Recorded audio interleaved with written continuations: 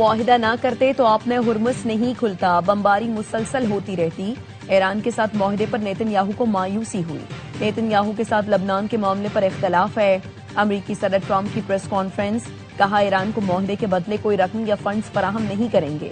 ایران سے مفاہمتی یادداشت پر کل الیکٹرانک دستخط ہو سکتے ہیں۔ ایران سے طے مفاہمتی یادداشت خطے میں پائیدار امن قائم کرے گا۔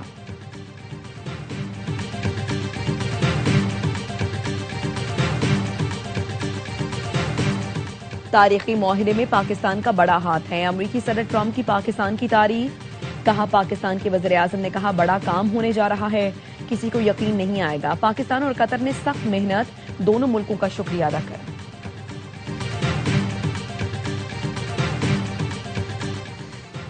اور پاکستان کا ابتدائی وفد امریکہ ایران مفاہمتی یادداشت پر دستخط کی تقریب کے لیے سوئٹزرلینڈ پہنچ گیا۔ ذرائع کا کہنا ہے وفد کی قیادت سیکرٹری خارجہ آمنہ بلوچ کر رہی ہیں۔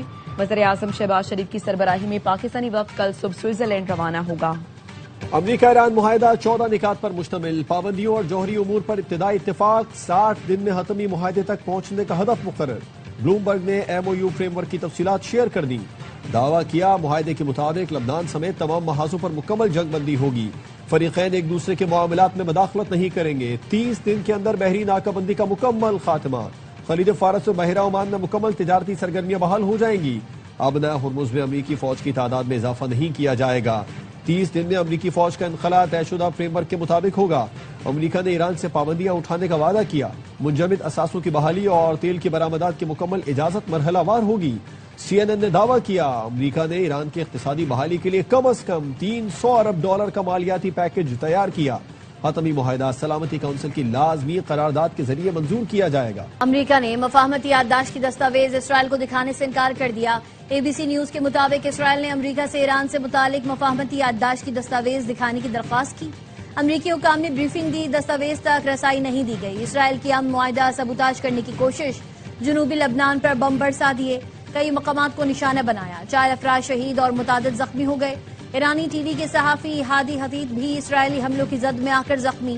ایران کے خاتم الانبیاء سینٹرل ہیڈ کوارٹرز نے خبردار کر دیا، کہا اسرائیل جنوبی لبنان پر حملوں سے باز نہ آیا تو فیصلہ کن جواب دیں گے۔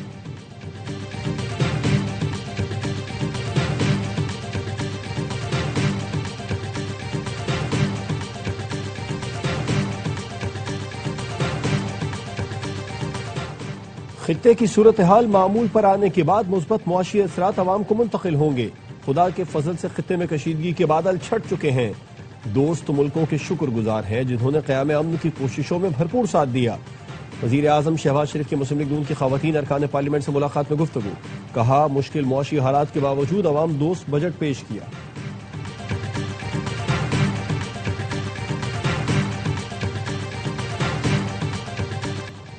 وزیر اعلیٰ سندھ نے سندھ کا بجٹ اسمبلی میں پیش کر دیا، سندھ کو جنوبی ایشیا کی ابھرتی معاشی طاقت بنانے کی بنیاد رکھنے کا دعویٰ، بجٹ تقریر میں کہا کراچی کو عالمی سرمایہ کاری کا مرکز بنا رہے ہیں، شہر میں میگا ترقیاتی منصوبوں پر کام کر رہے ہیں، کراچی کو خطے کا مالیاتی سرمایہ کاری اور فن ٹیک مرکز بنائیں گے، شہر میں جلد مزید 50 ڈبل ڈیکر بسیں چلیں گی، 3 ماہ میں 25 ڈبل ڈیکر بسیں کراچی کی سڑکوں پر آ جائیں گی، بجٹ میں کراچی کی سڑکوں کے لیے بھی رقم رکھ رہے ہیں، بجٹ میں کوئی نیا ٹیکس عائد نہیں کیا گیا، سرکاری ملازمین کی تنخواہوں پینشن میں 7% اضافہ کر رہے ہیں، مزدور کی کم از کم اجرت 40 سے بڑھا کر 43,000 روپے کی جا رہی ہے، کے ٹی بندر کو ملک کا نیا معاشی اور بحری گیٹ وے بنائیں گے، ملکی تاریخ کا سب سے بڑا سولر پروگرام شروع کیا جا رہا ہے، 3.25 لاکھ مفت سولر ہوم سسٹم تقسیم کریں گے، کچرے سے ایندھن اور تجارتی مصنوعات بنانے کا پروگرام متعارف کر رہے ہیں، چھوٹے کسانوں کے لیے خصوصی قانون سازی کی جا رہی ہے۔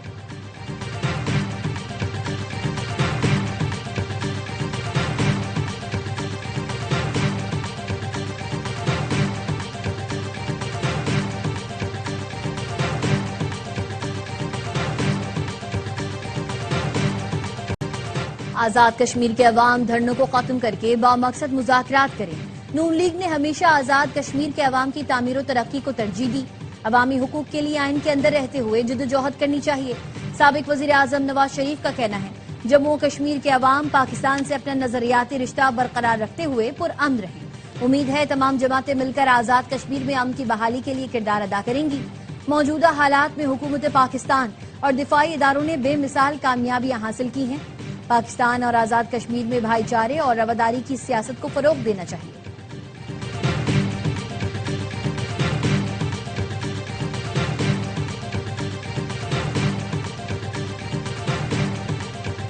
وزیر داخلہ محسن نقوی سے برطانوی نائب وزیر خارجہ ہمیش فالکنر کی ملاقات۔ برطانوی نائب وزیر خارجہ نے کہا وزیر اعظم فیلڈ مارشل نے امن کے لیے تاریخی کردار ادا کیا۔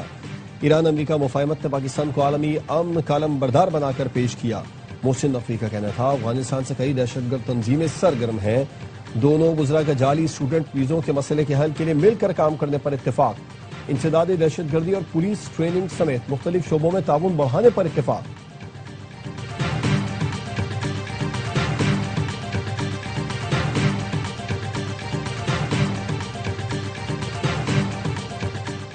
نائب وزیر اعظم اسحاق ڈار کا مصری وزیر خارجہ بدر عبدالعاطی سے رابطہ۔ امریکہ ایران معاہدے میں پیش رفت اور ایم او یو پر تبادلہ خیال۔ R4 وزراء خارجہ اجلاس کی تیاریوں کا جائزہ۔ رابطے جاری رکھنے پر اتفاق۔ پاکستان اور مصر کی قیادت کا اہم علاقائی امور پر قریبی رابطہ برقرار رکھنے کا فیصلہ۔ وزیر اعظم اور field marshal K team work سے ہم خوشحالی اور ترقی کی طرف جا رہے ہیں۔ وفاقی وزیر اطلاعات عطا تارڑ کہتے ہیں حکومت کی کوششوں سے ملک میں آج معاشی استحکام ہے۔ مشکل حالات کے باوجود ریلیف پر مبنی بجٹ دیا۔ ٹیکس نہ دینے والوں کا بوجھ ٹیکس دینے والوں پر نہیں ڈالا گیا۔ بعض عناصر بجٹ کے خدوخال جانے بغیر تنقید کر رہے ہیں۔ وزیر مملکت بلال اظہر کیانی نے کہا یہ تنخواہ دار، صنعت کار اور ایکسپورٹرز کے لیے ریلیف کا بجٹ ہے۔ جو اپنا گھر بنانا چاہتے ہیں یہ ان کا بجٹ ہے۔ اس بجٹ میں تمام تقاضے پورے کیے گئے ہیں۔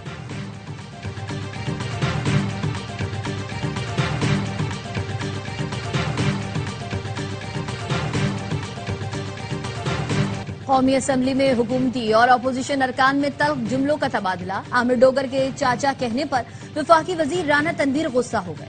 ایاز صادق نے بیچ میں لقمہ دیا۔ رانا صاحب درگزر کریں، یہ آپ کے بھتیجے ہیں۔ عاطف خان نے کہا رانا صاحب آپ کو عدالت میں نہ گھسیٹا تو پھر کہنا۔ رانا تنویر بولے پی ٹی آئی لاکھ برا چاہے تو کیا ہوتا ہے، وہی ہوتا ہے جو منظور خدا ہوتا ہے۔ کچھ دیر بعد رانا تنویر کی اپوزیشن نشستوں پر آمد۔ عاطف خان و دیگر سے معذرت کر لی۔ بیرسٹر گوہر کا وزیر اعظم کی مذاکرات کی دعوت کا خیر مقدم۔ کہا آج حکومت سے ہاتھ ملانا گھاٹے کا سودا ہے، لیکن آزاد عدلیہ اور عوام کے حقوق کے لیے غیر مشروط تعاون کریں گے۔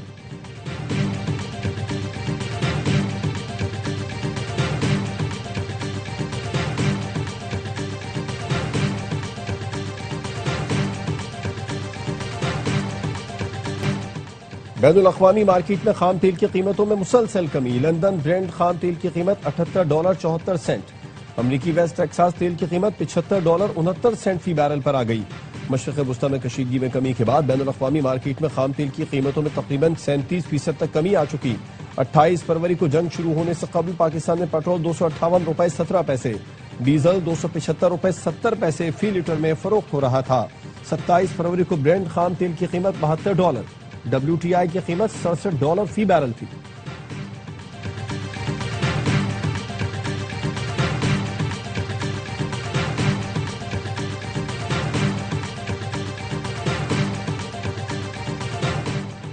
امیر جماعت اسلامی کا پیٹرول کی قیمتوں میں کمی کے لیے ملک گیر مظاہروں کا اعلان۔ 19 جون کو ملک بھر میں مظاہرے کیے جائیں گے۔ حافظ نعیم الرحمان کا کہنا ہے اب پیٹرول کی قیمت میں 10 یا 15 روپے کمی سے کام نہیں چلے گا۔ پیٹرول کی قیمت 225 روپے فی لیٹر پر لائی جائے۔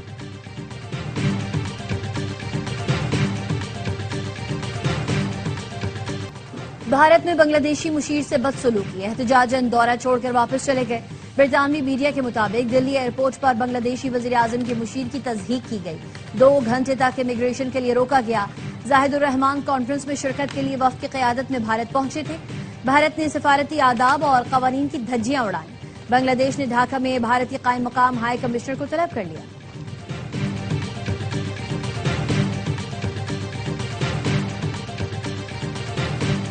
سابق کرکٹر شاہد آفریدی کا اقوام متحدہ ہیڈ کوارٹرز کا دورہ۔ پاکستان کے مستقل مندوب عاصم افتخار نے ملاقات کی۔ شاہد آفریدی کی خدمات کو خراج تحسین پیش کیا۔ کہا فلاحی اور سماجی بہبود کے لیے آپ کی کاوشیں قابل ستائش ہیں۔ کھیل سفارتکاری کا مؤثر ذریعہ ہے جو قوموں کو قریب لاتا ہے۔